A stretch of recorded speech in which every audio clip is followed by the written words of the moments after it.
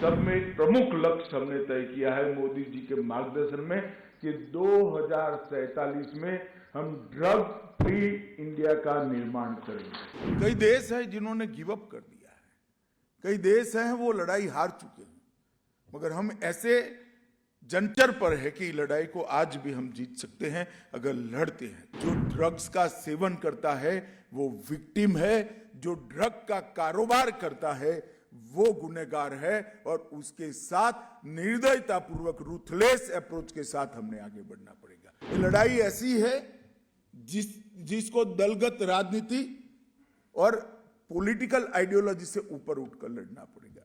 Top to bottom और bottom to top approach से investigation की दिशा में आगे बढ़ना। जब गृह मंत्रालय के सामने लक्ष्य तय करने का प्रश्न आया तब ढेर सारी चीजों पर हमने फैसले भी किए, क्योंकि गृह मंत्रालय का काम और व्याप एकदम बृहद है। हमने निर्णय भी करे और लक्ष्य भी तय करे, मगर मेरे गृह मंत्री नाते मुझे पूछे तो इस सब में एक प्रमुख लक्ष्य हमने तय किया है मोदी जी के मार्गदर्शन में कि 2047 में हम ड्रग फ्री इंडिया का निर्माण करेंगे।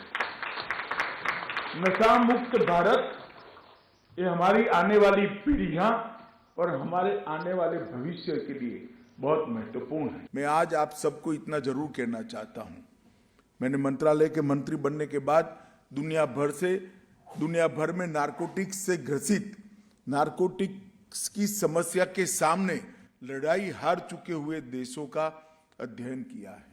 कई देश हैं जिन्होंने गिव अप कर दिया है, कई देश हैं वो लड़ाई हार चुके हैं, मगर हम ऐसे जंतर पर है कि लड़ाई को आज भी हम जीत सकते हैं अगर लड़ते हैं। तो 130 करोड़ की आबादी का देश एक संकल्प लेकर निकले तो निश्चित रूप से लड़ाई को हम जीत सकते हैं।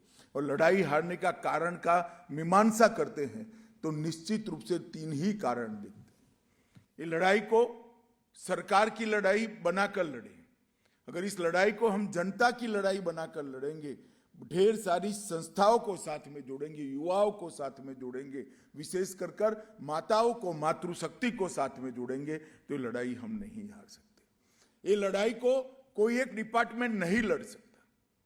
गृह मंत्रालय, राजस्व विभाग, स्वास्थ्य विभाग, सामाजिक न्याय और अधिकारिता विभाग, इसके साथ साथ फार्मास्यूटिकल विभाग और देश के सारे राज्य और केंद्र शासित प्रदेश, ये सब इकट्ठा होकर एक समान तीव्रता के साथ एक ही दिशा में अगर हम लड़ते हैं तो ही ये लड़ाई जीत सकते हैं, वरना लड़ाई हारने का ये दूसरा कारण होता है। और तीसरा कारण अप्रोच में गलती। कई देशों ने ये गलती की कि जो ड्रग्स का सेवन करते हैं उनको उन्होंने गुनहगार मान लिया। हमारा लक्ष्य स्पष्ट होना चाहिए कि जो ड्रग्स का सेवन करता है वो विक्टिम है, जो ड्रग का कारोबार करता है वो गुनहगार है, और उसके साथ निर्दयता पूर्वक रूथलेस अप्रोच के साथ हमने आगे बढ़ना पड़ेगा।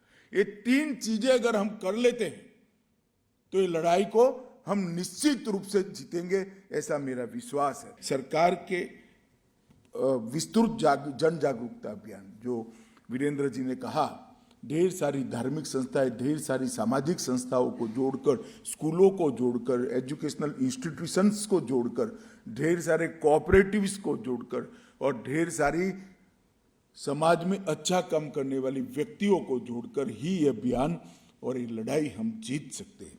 होल ऑफ गवर्नमेंट अप्रोच और टीम इंडिया के अप्रोच, ये दोनों एक साथ में लेना चाहिए। ये लड़ाई ऐसी है जिसको दलगत राजनीति और पॉलिटिकल आइडियोलॉजी से ऊपर उठकर लड़ना पड़ेगा। राज्यों में सरकार चाहे किसी भी पार्टी की हो, किसी भी विचारधारा की हो, जीरो टॉलरेंस के अप्रोच के साथ सभी राज्य सरकारों ने आगे बढ़ना पड़ेगा। और इस लड़ाई के अंदर जितने राज्य सरकारों के और केंद्र सरकार के विभाग समाहित हैं, सभी ने एक साथ काम करना पड़ेगा। मित्रों, हमने एक बात याद रखना चाहिए कि हमने टॉप टू बॉटम और बॉटम टू टॉप अप्रोच से इन्वेस्टिगेशन की दिशा में आगे बढ़ना। अगर एक व्यक्ति नशा करते हुए पकड़ा जाता है या तो एक सप्लायर छोटी सी पुड़िया के साथ पकड़ा जाता है तो हमारे लिए वो एक केस नहीं हो सकता। वो ड्रग देश में कहां से आया वहां तक के पूरे तंत्र के पीछे इन्वेस्टिगेशन करना है। ये जो क्राइम है वो गुनाह का इन्वेस्टिगेशन करने से हमें सफलता नहीं देगा, उसके नेटवर्क का इन्वेस्टिगेशन करने के। तो एक छोटी सी पुड़िया ले जाने वाला आदमी भी अगर पकड़ा जाता है तो ड्रग कहां से आई वहां तक का इन्वेस्टिगेशन करना, और बॉर्डर पर या बंदरगाह पर कोई ड्रग पकड़ जाता है तो वो कौन सी पान की दुकान तक जाना था, इसका इन्वेस्टिगेशन करना पड़ेगा। तो बॉटम टू टॉप और top to bottom investigation approach से ही हम सफल हो सकते हैं।